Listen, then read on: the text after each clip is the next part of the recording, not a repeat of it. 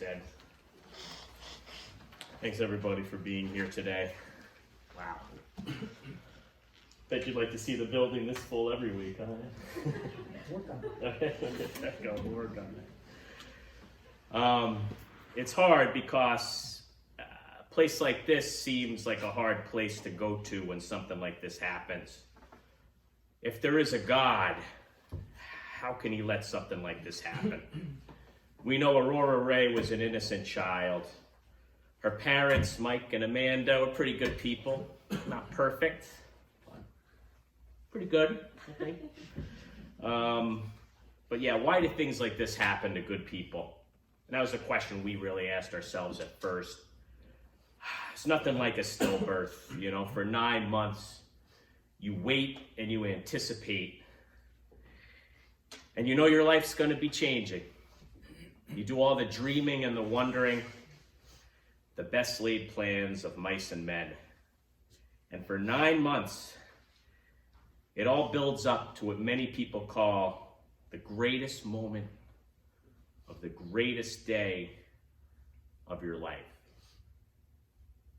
And then, bam, you're at a routine ultrasound. They call the doctor in. He looks at the screen, and then he looks in your eyes, and you just know it. And Dr. Ted, he said the words, "I'm so sorry." And our world just shattered. And it all just happened so fast.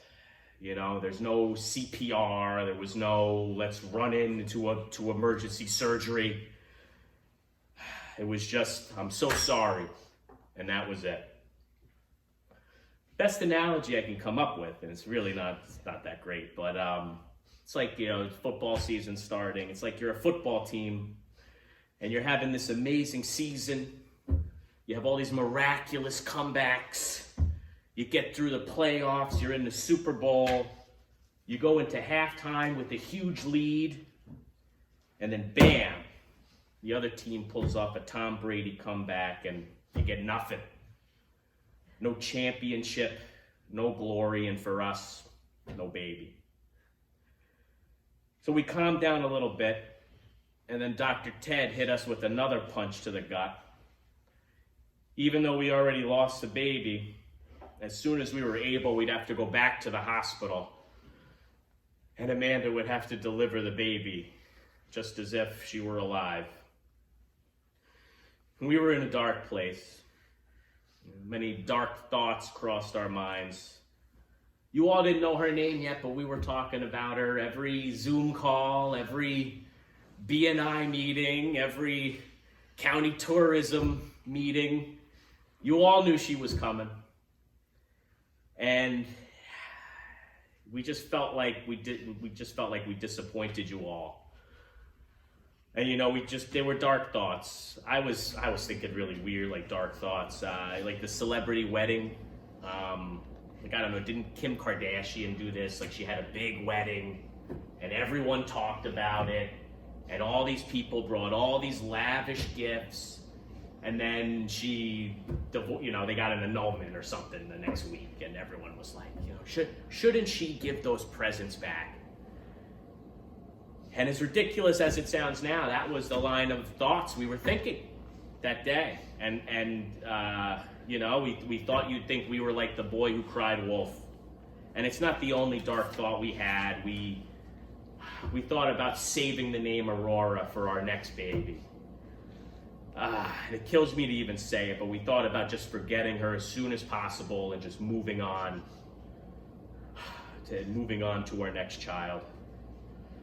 But then God sent us an angel, and she was in human form.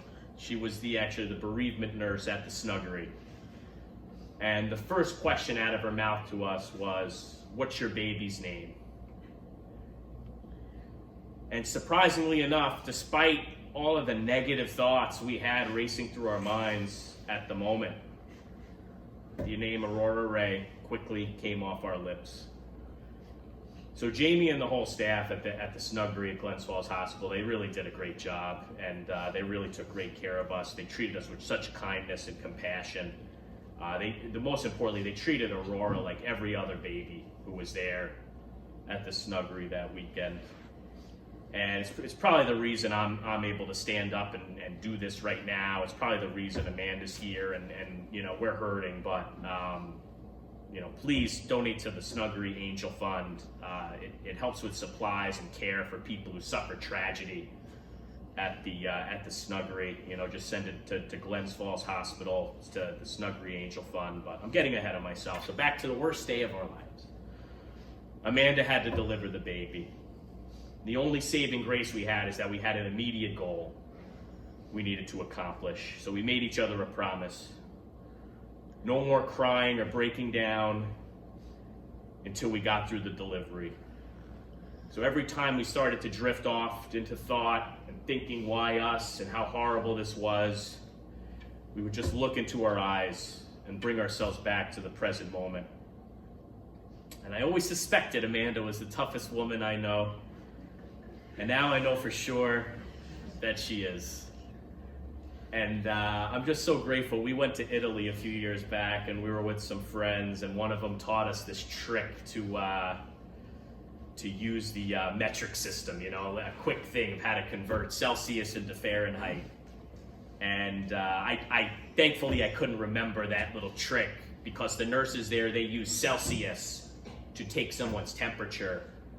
So little did we know that, we knew Amanda had a fever, but little did we know it was 105-degree fever that she was running as she was delivering the baby.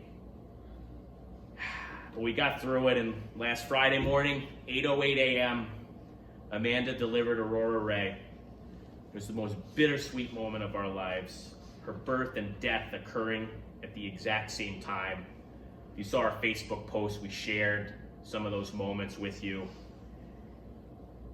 So back to my original point, how can God let this happen? Amanda and I would go to church every week. Amanda's family is very religious. They're praying. We know everyone had the best of intentions, the best of hopes for her. And everyone, not just our families, everyone in the community, we could tell, were so happy for us and wanted the best for her.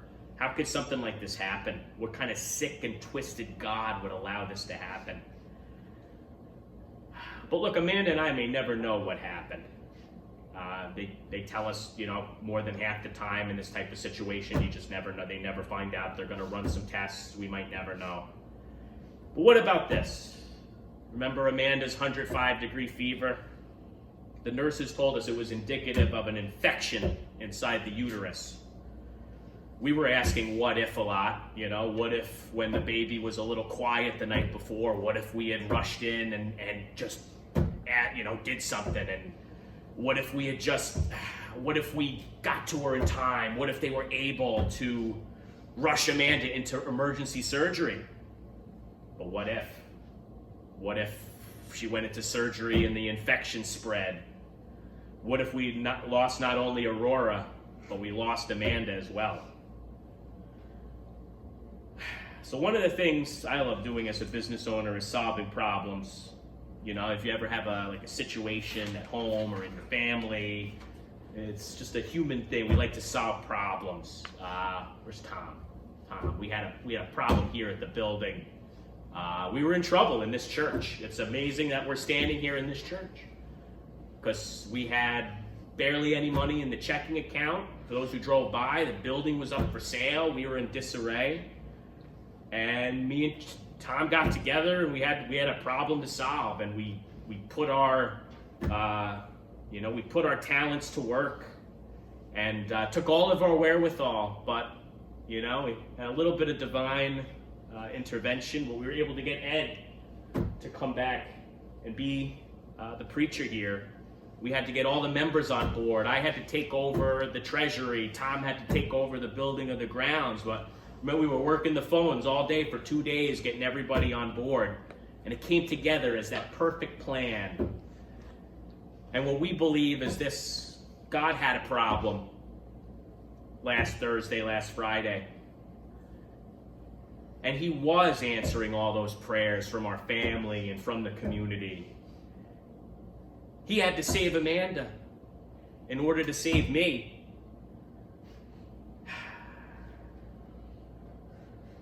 She was stricken with an infection. And like you were talking about, Ed, an infection is something that's very worldly. It's something that's an evil that exists in this world. It's a lot like free will. You know, God has no power if you just pick up a gun and murder somebody. So in a lot of ways, God had no power from stopping this infection from happening. But what God did have the power over is he needed to save Amanda, because he needed to save me. He couldn't bear the thought of not only Aurora, but 3 of his children being destroyed over this. So he started weaving his plan. He had to save Amanda to save me, and he must have looked at Aurora Rae, and he said, this baby's so beautiful, so pure, so loved. And as much as it pained him to take her away from us, he realized that she was a prime candidate for the most elite squad in heaven, the angel squad. So we saved Amanda, and that saved me. And heaven gained the most pure angel who's already doing great work. You want to hear another cruel irony of stillbirth? A few days after the delivery, Amanda's breast milk came in. And it's a hard thing for anyone, you know. It's that reminder of what just happened and that there's no baby there to take the milk. But Aurora was right there to encourage mommy to still pump her breast milk, and now she's donating it to babies all over the state. Premature babies, babies who've lost their moms. She brought my parents to church for the first time. Dad, when's the last time you went to church? And she's already helped us raise hundreds of dollars. Actually, I wrote this a couple days ago. She's actually helped us raise thousands of dollars for an organization called Angel Names, another worthwhile cause you guys should all donate to. And one day when the time is right, she's going to personally select her little brother or sister to be with Amanda and me here. So if I can spread one message out of all this, it's to have faith. I'm just looking around. I know there's people from different faiths. I'm partial to the Christian faith. I know Ed would like you all back here on Sunday. But whatever your faith is, please embrace it, because with that faith comes love. And love dares you to care for the people on the edge of the night. And we saw it. We saw it firsthand with the care from the nurses, the love from our families and our church. We saw it this week with the outpouring of support from the community.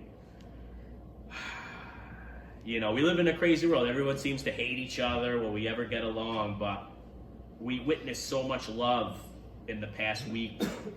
And just like Amanda and me, we used our faith to see us through this most horrible situation. I encourage you all to use faith to see yourselves through all the sorrow and heartbreak that we see in our world every day. Rest in peace, Aurora Rae, the light of our lives.